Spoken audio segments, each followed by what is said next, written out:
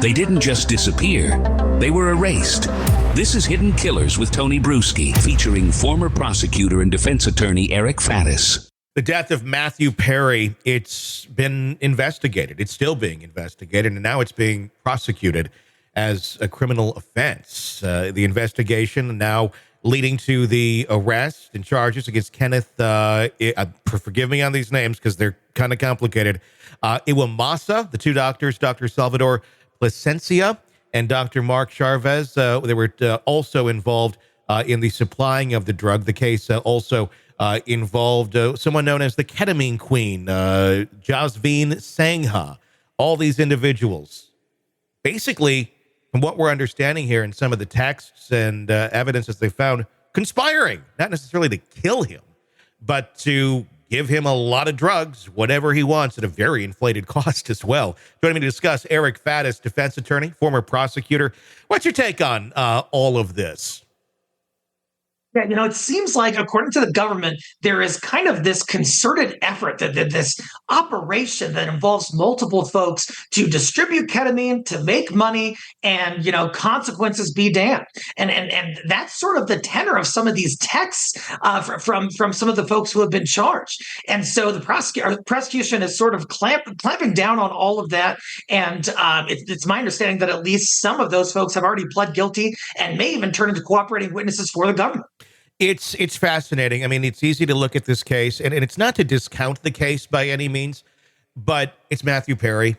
These sort of deaths happen all the time. People do get overdoses and whatnot, and the investigations certainly do not go to this depth in many cases. It's pretty much, well, it's another junkie and they're dead, and yeah, there's a dealer out there that did this. But obviously, they're taking a closer look at this one, I think probably because it's Matthew Perry, but I think also it might be able to make a bigger difference because of the attention that this case is going to get. What's your take on all of that and the level of investigation that they're putting onto this because of his celebrity status? It's a smart point, Tony, because we want, even-handed prosecution, generally speaking. We don't want anyone to be singled out, whereas others who did the same thing aren't prosecuted at all. But I think here that there is sort of a general societal interest in going hard on this case and trying to set an example, a precedent that perhaps future drug dealers might become aware of and think twice about what they're doing. Whereas if it was a case about, some addicted person in Denver, those drug dealers would likely never hear about it. It might not have the same deterrent effect. With this, there's a lot of people that are going down. What is the likelihood that these people are only dealing to Matthew Perry? I think very unlikely. It sounds like this was really a business. Really, it's kind of a conspiratorial ring for profit, according to the government, where a number of folks are getting paid. And I can't imagine that Matthew Perry is their only client. There's been really an emergence of ketamine therapy. And some people say that it is really helpful for anxiety, depression, and some other things. But as with any pharmaceutical therapy, abuses can occur. And the government is saying that's what happened here. What are the dangers with this? I mean, I know you're not a doctor, but are you seeing more of this in the legal system? Because ketamine, yes, I agree. Some people say this is working for them as a therapy for everything from anxiety to depression to you name it. It's used as for something to help people, fall asleep, in surgery as an anesthetic and things of that nature. But now they're finding it useful in this. But with anything, if it's not being regulated in a hospital setting and you have your hands on enough of it, you can take more than the recommended dose, which is clearly what happened here. I mean, you can get this by mail order in most states by doing an online visit with a doctor, and then they'll send you like a 30-day pack of capsules, and good luck. I mean, you're supposed to take one at a time, but not everybody does that.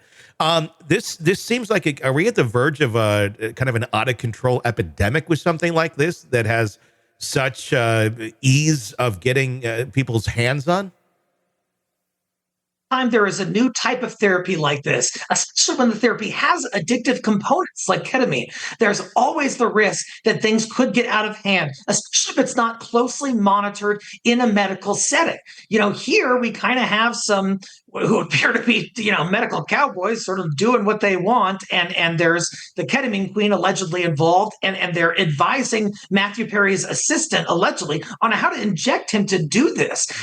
That's not like any sort of doctor's treatment that I've ever seen. And I think we really run the risk of these things recurring if there is not adequate regulation imposed.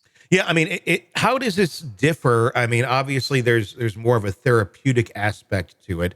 But I mean, someone could go get plowed on alcohol and pass out in the hot tub. I think that was the initial thought I think a lot of people probably had about Matthew Perry. He got really drunk and passed out.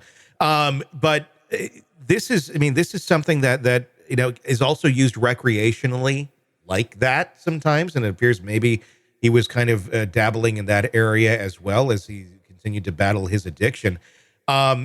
Is this something, I mean, there are some regulations on it to a certain extent.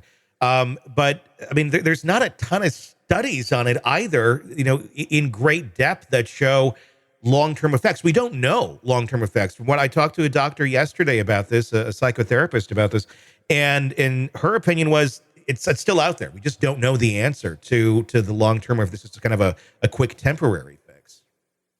Yeah, my understanding is a significant portion of the support for ketamine therapy is anecdotal. It's people saying that it's helping them, and perhaps that's the case.